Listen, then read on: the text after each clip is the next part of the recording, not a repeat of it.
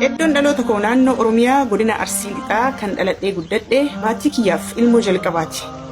Kan irraa dhaladhes immoo maatiin koo maatii harka qalleessa ture yookiin hiyyeessa. Irraa kan dhaladhe waan ta'eef kan itti dhaladhee guddadhe baadiyyaa keessatti yetti. Yeroo ijoollummaa kootii galgala maatii koo waliin abidda bira sheekoo garagaraa hibboo fi mammaaksa oduu durii natti himaa haadhaa fi abbaa kee birattiin galgala taphachaa wal gohaarsaa dabarsine.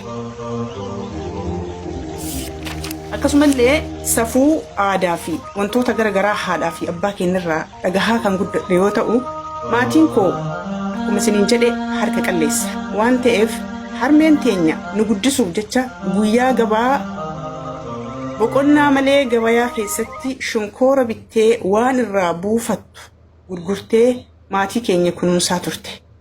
Haa ta'u guyyaa tokko naannoo keenya roobni yookiin bokkaan cabbiin garmalee roobaa ture. Dhagaamaam yaa habaabi. Sirriitti hin bareenye seenaan kun dubarsa. Hayyee. Guyyaa tokko naannoo keenyatti roobni yookaan bokkaan cimaan akka malee roobaa waan tureef laggeen naannoo keenyaa guutanii turan. Ceesisuu dhorkate. Guyyaan kun anaaf maatii keenya hundaaf guyyaa dukkana ture. Sababbiin isaas harmeen teenya kan guyyaa gabayaa keessatti shokkoora gurgurataa ooltee waan jalaa argatte yookiin bu'aa qabattee nuuf galtee jirtu guyyaa kana lagni guutee nu jalaa nyaate.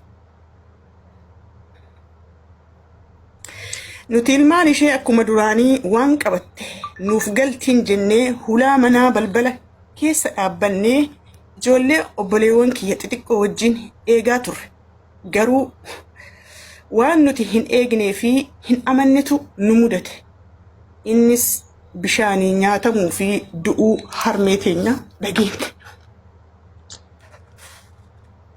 Du'a harmee teenyaa amanuu dadhabnus guyyaa sana keessatti ilmaan haadha hin qabne taanee rahmanni ishees nurraa dhaabbate. Rakkoo garagaraattuu nutti hammaate. Guyyaan nutti dukkanooftee carraan haadha dhabuu anaa fi obboleewwan koo waan nu qunnameef jireenyi nutti ulfaatee jiruu faallaa nutti taate. Kanumarraa ka'uun abbaan koo yaada furmaata ta'a jedhu tokko naaf dhiyeesse. Anis akka inni biyya alaa godaantummaadhaan dallaalaan deemee obboleewwan koo kan anaa gadii guddisuuf yookiin kunuunsuuf natti hime. Anis dirqama waan ta'eef umriin koo yeroo kanatti kan waggaa 13 hamma 14 hin caalleedha. Carraa godaantummaa na mudate. Abbaan kiyyas dallaalaan dubbatee akka karaa seeraan alaatiin Suudanii miilaan deemu natti hime. Anis qorumaa tana qunnamu waan hin beekneef tole jedhee obboleewwan kiyya kanaa gadii guddisuu carraa godaantummaa filadhe. Abbaan koo ofii isaatii obboleewwan koo xixiqqoo akka guddisuu fi ani immoo biyya ormaa deemee hojjedhee akka mallaqa ergee akkan wal gargaarru na hubachiise. Anis ni fudhe.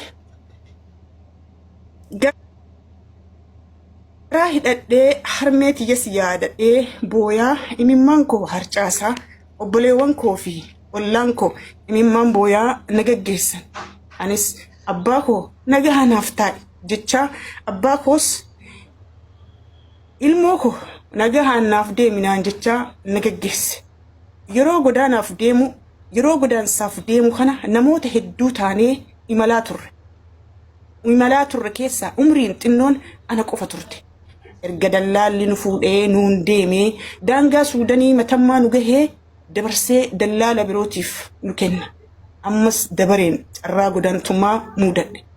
Dallaalli biraas kan lammii Suudanii magaalaa Kaartumitti ta'e tokko isatti nu kennee namoota godaanan kana bakka tokkotti walitti galchuudhaan akka looniitti walitti qabee achi keessa nu tursiisaa ture.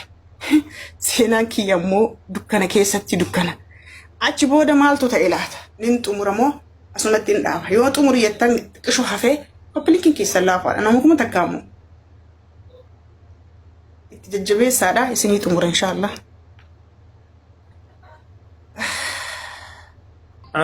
ulfaadho galatoomii